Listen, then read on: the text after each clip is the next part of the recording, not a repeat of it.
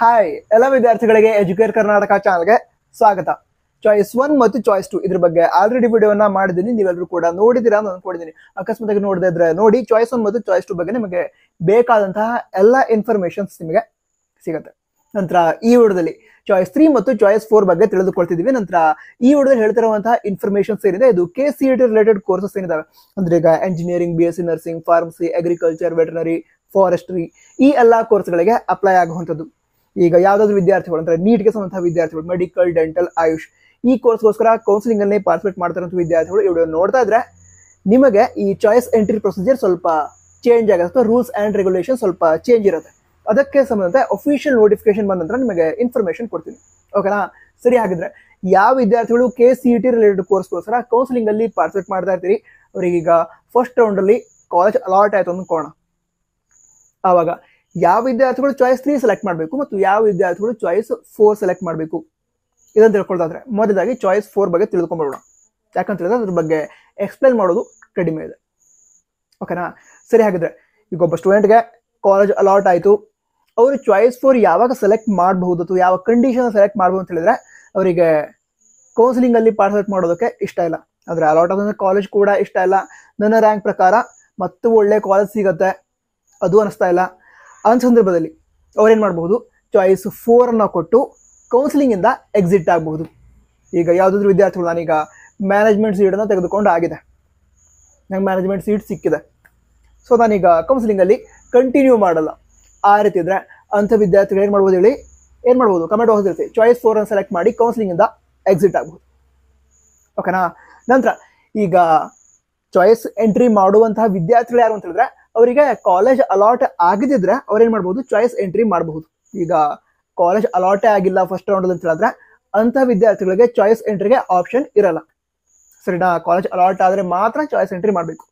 ಈಗ ಯಾವುದಾದ್ರೂ ವಿದ್ಯಾರ್ಥಿಗಳು ಅವ್ರಿಗೆ ಕಾಲೇಜಿಗೂ ಅಲಾಟ್ ಆಗಿಲ್ಲ, ಅವ್ರೀಗ ಕೌನ್ಸಿಲಿಂಗ್ ಇಂದನೂ ಕೂಡ ಎಕ್ಸಿಟ್ ಆಗಬೇಕು, ಆ ರೀತಿ ಇದ್ರೆ ಈಗ ಫಸ್ಟ್ ರೌಂಡ್ ನಂತರ ಆಪ್ಷನ್ ಎಂಟ್ರಿ ಎಡಿಟ್ ಮಾಡೋದಕ್ಕೆ ಕೊಡ್ತಾರೆ.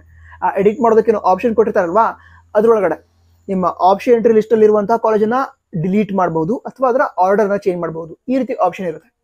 ಸೊ ನಿಮ್ಗೆ ಈಗ ಫಸ್ಟ್ ರೌಂಡ್ ಅಲ್ಲಿ ಸೀಟ್ ಅಲಾಟ್ ಆಗಿಲ್ಲ, ಬಟ್ ನೀವೀಗ ಕೌನ್ಸಿಲಿಂಗ್ ಇಂದ ಎಕ್ಸಿಟ್ ಆಗಬೇಕು, ಕೌನ್ಸಿಲಿಂಗ್ ಇಂದ ಹೊರಗಡೆ ಹೋಗಬೇಕು, ಕೌನ್ಸಿಲಿಂಗ್ ಬೇಡ ನನಗೆ, ಆ ರೀತಿ ಇದ್ರೆ ನೀವೇನ್ ಮಾಡಬೇಕು ಅಂತ ಹೇಳಿದ್ರೆ ನಿಮ್ಮ ಆಪ್ಷನ್ ಎಂಟ್ರಿ ಲಿಸ್ಟ್ ಅಲ್ಲಿ ಯಾವ ಕಾಲೇಜಸ್ ಇದಾವೆ ನೀವು ಪ್ರಯಾರಿಟಿ ಆಡ್ ಮಾಡಿರ್ತೀರಾ, 1 2 3 4 5 6 ಈ ರೀತಿ ಸೀರಿಯಲ್ ನಂಬರ್ ಅನ್ನ ಆಡ್ ಮಾಡಿರ್ತೀರಾ. ಆ ಸೀರಿಯಲ್ ನಂಬರ್ ಏನಿರುತ್ತೆ ಅಲ್ಲಿ ಎಲ್ಲಾ ಸೀರಿಯಲ್ ನಂಬರ್ 0 ಅಂತ ಹಾಕ್ಬೇಕು, ಸರಿನಾ? ಈಗ ಎಕ್ಸಾಂಪಲ್ ಒಂದು 10 ಕಾಲೇಜನ್ನ ಆಡ್ ಮಾಡಿದಿರಾ ಅಂತ ಅಂದ್ಕೊಳ್ಳೋಣ, ಇವೀಗ ಕೌನ್ಸಿಲಿಂಗ್ ಇಂದ ಎಕ್ಸಿಟ್ ಆಗಬೇಕು, ಕೌನ್ಸಿಲಿಂಗ್ ಇಷ್ಟ ಇಲ್ಲ, ಆ ರೀತಿ ಇದ್ರೆ ಆ 10 ಕಾಲೇಜ್ನ ಪ್ರಯಾರಿಟಿ 0 0 0 0 0 ಅಂತ ಕೊಟ್ಟು ಅಪ್ಡೇಟ್ ಕೊಡಿ, ಅವಾಗ ನಿಮ್ಮ ಆಪ್ಷನ್ ಎಂಟ್ರಿನೇ ಹೋಗುತ್ತೆ. ಅದರಿಂದ ನಿಮಗೆ ಮುಂದೆ ನೆಕ್ಸ್ಟ್ ರೌಂಡ್ ಅಲ್ಲಿ ಸೀಟ್ ಅಲಾಟ್ಮೆಂಟ್ ಕೂಡ ಆಗಲ್ಲ, ಕೌನ್ಸಿಲಿಂಗ್ ಇಂದ ಎಕ್ಸಿಟ್ ಆದ ರೀತಿ ಆಗುತ್ತೆ. ಕ್ಲಿಯರ್ ಆಯ್ತಲ್ವಾ? ಕ್ಲಿಯರ್ ಆಯ್ತು. ಈಗ ಚಾಯ್ಸ್ 3 ಸೆಲೆಕ್ಟ್ ಮಾಡಬೇಕು ಅದನ್ನು ತಿಳ್ಕೊಳ್ಳೋದಾದ್ರೆ ಈಗ ವಿದ್ಯಾರ್ಥಿಗಳಿಗೆ ಫಸ್ಟ್ ರೌಂಡ್ ಅಲ್ಲಿ ಕಾಲೇಜ್ ಅಲಾಟ್ ಆಗಿದೆ, ಬಟ್ ಅವರಿಗೆ ಈಗ ಆ ಕಾಲೇಜ್ ಇಷ್ಟ ಇಲ್ಲ, ಅಲಾಟ್ ಆದಂತಹ ಕಾಲೇಜೇ ಇಷ್ಟ ಇಲ್ಲ, ನಾ ಆ ಕಾಲೇಜಿಗೆ ಹೋಗಲ್ಲ ಈಗ, ಆ ರೀತಿ ಇದ್ರೆ ಅಂತಹ ವಿದ್ಯಾರ್ಥಿಗಳು ಚಾಯ್ಸ್ 3 ಅನ್ನ ಸೆಲೆಕ್ಟ್ ಮಾಡಬಹುದು.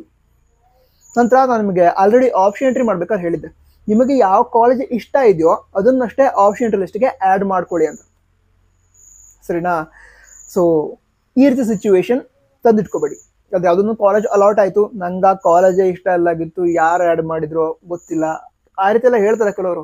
ಅಂದರೆ ನನಗೆ ಕಂಪ್ಯೂಟರ್ ಸೆಂಟ್ರಿಗೆ ಹೋಗಿ ಆಪ್ಷನ್ ಎಂಟ್ರಿ ಮಾಡೋದಕ್ಕೆ ಹೇಳಿದೆ, ಅವ್ರು ಆ್ಯಡ್ ಮಾಡಿದ್ರೆ ನಾ ಮಾಡಿಲ್ಲ ಅಂತ. ಬಟ್ ನಿಮ್ಮ ರೆಸ್ಪಾನ್ಸಿಬಿಲಿಟಿ ಅಲ್ವಾ, ನೀವು ಆ್ಯಡ್ ಮಾಡಬೇಕು, ನಿಮ್ಗೆ ಯಾವ ಕಾಲೇಜಸ್ ಬೇಕೋ ಅದು ನಿಮ್ಮ ಲಿಸ್ಟಲ್ಲಿ ಇರಬೇಕು. ಸೊ ಸ್ವಲ್ಪ ರೆಸ್ಪಾನ್ಸಿಬಲ್ ಆಗಿ ಆಪ್ಷನ್ ಎಂಟ್ರಿ ಮಾಡಿದ್ರೆ ಈ ರೀತಿ ಸಿಚುವೇಶನ್ನೇ ಬರಲ್ಲ. ಬಟ್ ಹಾಂ, ಈಗ ಚಾಯ್ಸ್ 3 ಯಾರು ಸೆಲೆಕ್ಟ್ ಮಾಡ್ಬೋದು ಅಂತ ಹೇಳಿದ್ರೆ ಅದೇ ಕಾಲೇಜ್ ಅಲಾಟ್ ಆಗಿದೆ, ಆ ಕಾಲೇಜೇ ಬೇಡ ಅಂತ ಹೇಳಿದ್ರೆ ಅಂಥ ವಿದ್ಯಾರ್ಥಿಗಳು ಚಾಯ್ಸ್ 3 ಅನ್ನು ಸೆಲೆಕ್ಟ್ ಮಾಡ್ಬೋದು. ಚಾಯ್ಸ್ 3 ಸೆಲೆಕ್ಟ್ ಮಾಡಿದ್ರೆ ಏನಾಗುತ್ತೆ ಹಾಗಿದ್ರೆ ಅದನ್ನು ತಿಳ್ಕೊಳ್ಳೋದಾದ್ರೆ ನಿಮ್ಮ ಆಪ್ಷನ್ ಎಂಟ್ರಿ ಲಿಸ್ಟ್ ಏನಿದೆ ಅದರಲ್ಲಿ ನಿಮಗೆ ಫಸ್ಟ್ ರೌಂಡಲ್ಲಿ ಅಲಾಟ್ ಆದಂತಹ ಕಾಲೇಜ್ ಡಿಲೀಟ್ ಆಗುತ್ತೆ, ಅದು ಒಂದೇ ಕಾಲೇಜ್ ಡಿಲೀಟ್ ಆಗುತ್ತೆ. ಈಗ ಎಕ್ಸಾಂಪಲ್ ಒಂದು ಹೇಳೋದಾದ್ರೆ ನೀವೀಗ ಆಪ್ಷನ್ ಎಂಟ್ರಿಯಲ್ಲಿ ಒಂದು 100 ಆಪ್ಷನ್ ಎಂಟ್ರಿ ಮಾಡಿದ್ದೀರಾ ಅಂತ ಅಂದ್ಕೊಳ್ಳೋಣ, ಅದರೊಳಗಡೆ ನಿಮಗೀಗ 25th ಪ್ರಯಾರಿಟಿ 25ನೇ ಪ್ರಯಾರಿಟಿಯಲ್ಲಿರುವಂತಹ ಕಾಲೇಜ್ ಅಲಾಟ್ ಆಗಿದೆ. ನಿಮಗೀಗ ಅನಿಸ್ತಾ ಇದೆ ಆ 25ನೇ ಪ್ರಯಾರಿಟಿ ಕಾಲೇಜ್ ಚೆನ್ನಾಗಿಲ್ಲ, ಈಗ 26th ಪ್ರಯಾರಿಟಿನೂ ಚೆನ್ನಾಗಿದೆ, 70th ಪ್ರಯಾರಿಟಿನೂ ಕೂಡ ಚೆನ್ನಾಗಿದೆ, 5th ಪ್ರಯಾರಿಟಿ ಕೂಡ ಚೆನ್ನಾಗಿದೆ, ಬಟ್ ಅಲಾಟ್ ಅಂದ್ರೆ 25th ಪ್ರಯಾರಿಟಿ ಕಾಲೇಜ್ ಚೆನ್ನಾಗಿಲ್ಲ, ನಂಗೆ ಇಷ್ಟ ಇಲ್ಲ ಅದು. ಆವಾಗ ಚಾಯ್ಸ್ 3 ಸೆಲೆಕ್ಟ್ ಮಾಡಿದ್ರೆ ಆ 25th ಪ್ರಯಾರಿಟಿ ಕಾಲೇಜ್ ನಿಮ್ಮ ಲಿಸ್ಟಿಂದ ಡಿಲೀಟ್ ಆಗುತ್ತೆ.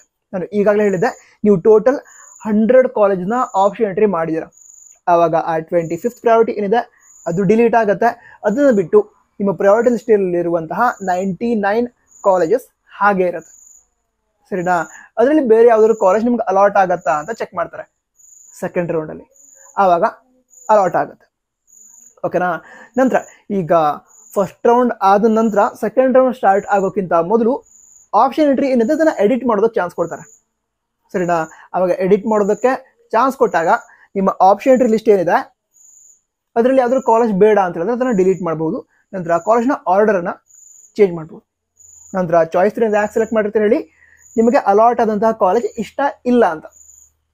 ಸೊ ಅದನ್ನು ಬಿಟ್ಟು ನೀವೇನು ಮಾಡ್ತಿದ್ದೀರಾ, ಸೆಕೆಂಡ್ ರೌಂಡಿಗೆ ಹೋಗ್ತಾ ಇದ್ದೀರಾ, ಆ ಟೈಮಲ್ಲಿ ಎಡಿಟಿಂಗ್ಗೆ ಅವಕಾಶ ಕೊಟ್ಟಾಗ ನಿಮ್ಮ ಆಪ್ಷನ್ ಲಿಸ್ಟಲ್ಲಿ ಮತ್ತು ಕೂಡ ಕೆಲವು ಕಾಲೇಜಸ್ ಇಷ್ಟ ಇಲ್ಲದೆ ಇರೋದು ಇದೆ, ಆ ರೀತಿ ಅನಿಸಿದ್ರೆ ಆ ಕಾಲೇಜನ್ನು ನಿಮ್ಮ ಆಪ್ಷನ್ ಲಿಸ್ಟನ್ನು ಡಿಲೀಟ್ ಮಾಡ್ಬೋದು, ಸರಿನಾ? ಈಗ ಅದೇ 100 ಕಾಲೇಜಲ್ಲಿ ಯಾವ 25th ಪ್ರಯಾರಿಟಿ ಕಾಲೇಜ್ ಅಲಾಟ್ ಆಯಿತು, ಅದು ನಿಮ್ಗೆ ಇಷ್ಟ ಅಲ್ಲ, ಚಾಯ್ಸ್ 3 ಕೊಟ್ರಿ, ಅದ್ರ ನಂತರ ಎಡಿಟಿಂಗ್ ಕೊಡ್ತಾರಲ್ವಾ, ಆವಾಗ ಮತ್ತು ಕೂಡ ತುಂಬ ಕಾಲೇಜಸ್ ಇದಾವೆ ನಮ್ಗೆ ಬೇಡದೇ ಇರೋದು, ಆ ರೀತಿ ಅನಿಸಿದ್ರೆ ಆ ಕಾಲೇಜನ್ನು ನಿಮ್ಮ ಪ್ರಯಾರಿಟಿ ಲಿಸ್ಟಿಂದ ಡಿಲೀಟ್ ಮಾಡ್ಬೋದು, ಸರಿನಾ?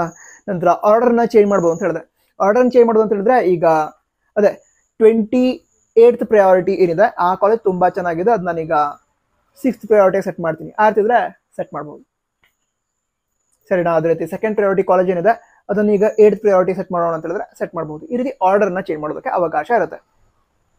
ಬಟ್ ಈಗ ನಾನೀಗ ಹೊಸ ಕಾಲೇಜನ್ನ ಆ್ಯಡ್ ಮಾಡ್ತೀನಿ, ಚಾನ್ಸ್ ಇಲ್ಲ. ನೀವೀಗ ಫಸ್ಟ್ ರೌಂಡ್ ಸೀಟ್ ಅಲಾಟ್ಮೆಂಟ್ಗಿಂತ ಮೊದಲು ಏನು ಆಪ್ಷನ್ ಎಂಟ್ರಿ ಮಾಡಿರ್ತೀರಾ ಅದು ಫೈನಲ್ ಆಪ್ಷನ್ ಎಂಟ್ರಿ ಆಗಿರುತ್ತೆ, ಸರಿನಾ? ಅದ್ರ ಪ್ರಕಾರ ಸೀಟ್ ಅಲಾಟ್ಮೆಂಟ್ ಆಗ್ತಾ ಹೋಗುತ್ತೆ. ಸೊ ಫಸ್ಟ್ ರೌಂಡ್ ಆದ ನಂತರ ಆಪ್ಷನ್ ಎಂಟ್ರಿ ಎಡಿಟ್ ಮಾಡೋದಕ್ಕೆ ಚಾನ್ಸ್ ಕೊಡ್ತಾರೆ, ಬಟ್ ನಿಮಗೆ ನಿಮ್ಮ ಆಪ್ಷನ್ ಎಂಟ್ರಿ ಆಲ್ರೆಡಿ ಏನಿದೆ ಅದರಲ್ಲಿ ಬೇಡಂಥ ಕಾಲೇಜ್ ಡಿಲೀಟ್ ಮಾಡ್ಬೋದು ಅಥವಾ ಆರ್ಡರ್ನ ಚೇಂಜ್ ಮಾಡ್ಬೋದು. ಅದನ್ನು ಬಿಟ್ಟು ನಾನೀಗ ಬೇರೆ ಕಾಲೇಜನ್ನು ಆ್ಯಡ್ ಮಾಡ್ತೀನಿ ಅಂತ ಹೇಳಿದ್ರೆ ಅವಕಾಶನೇ ಇರಲ್ಲ, ನಿಮಗೆ ಆ್ಯಡ್ ಮಾಡೋದಕ್ಕೆ ಆಗಲ್ಲ. ಹಾಂ, ಒಂದೇ ಒಂದು ಕೇಸಲ್ಲಿ ಆಗುತ್ತೆ, ಯಾವಾಗ ಅಂತ ಹೇಳಿದ್ರೆ ಈಗ ಹೊಸದಾಗಿ ಯಾವುದೊಂದು ಕಾಲೇಜ್ಗೆ ಪರ್ಮಿಷನ್ ಸಿಕ್ತು, ಅವಾಗ ಏನಾಗುತ್ತೆ, ಆ ಕಾಲೇಜ್ ಹೊಸದಾಗಿ ಸೀಟ್ ಮ್ಯಾಟ್ರಿಕ್ಸ್ಗೆ ಆ್ಯಡ್ ಆಗುತ್ತೆ. ಅಂಥ ಟೈಮಲ್ಲಿ ಆ ಕಾಲೇಜನ್ನು ಮಾತ್ರ ಆ್ಯಡ್ ಮಾಡೋದಕ್ಕೆ ಅವಕಾಶ ಸಿಗುತ್ತೆ. ಈಗ ಆಲ್ರೆಡಿ ಏನು ಸೀಟ್ ಮ್ಯಾಟ್ರಿಕ್ಸ್ ರಿಲೀಸ್ ಮಾಡಿದ್ದಾರೆ ಅದರಲ್ಲಿ ಯಾವ್ಯಾವ ಕಾಲೇಜಸ್ ಇದ್ದಾವೆ ಅವುಗಳನ್ನು ಮತ್ತೆ ಹೊಸದಾಗಿ ಆ್ಯಡ್ ಮಾಡ್ತೀನಿ ಅಂತ ಹೇಳಿದ್ರೆ ಆಗಲ್ಲ, ಅವಕಾಶ ಇರಲ್ಲ, ಸರಿನಾ?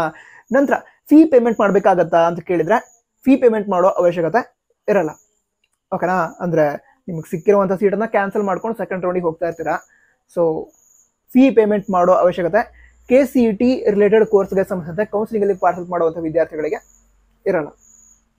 ನಂತರ ಇದಿಷ್ಟು ವಿಷಯ ಆಗಿತ್ತು. ಬೇರೆ ಡೌಟ್ಸ್ ಇದ್ದರೆ ಕನ್ನಡ ತಿಳಿಸಿ. ನಂತರ ಈ ಚಾನಲ್ ಮುಂದೆ ಬರೋ ವಿಸಿಟ್ ಮಾಡಿದ್ರೆ ಸಬ್ಸ್ಕ್ರೈಬ್ ಕೂಡ ಮಾಡಿ. All the best. ಜೈ ಹಿಂದ್. ವಂದೇ ಮಾತರಂ.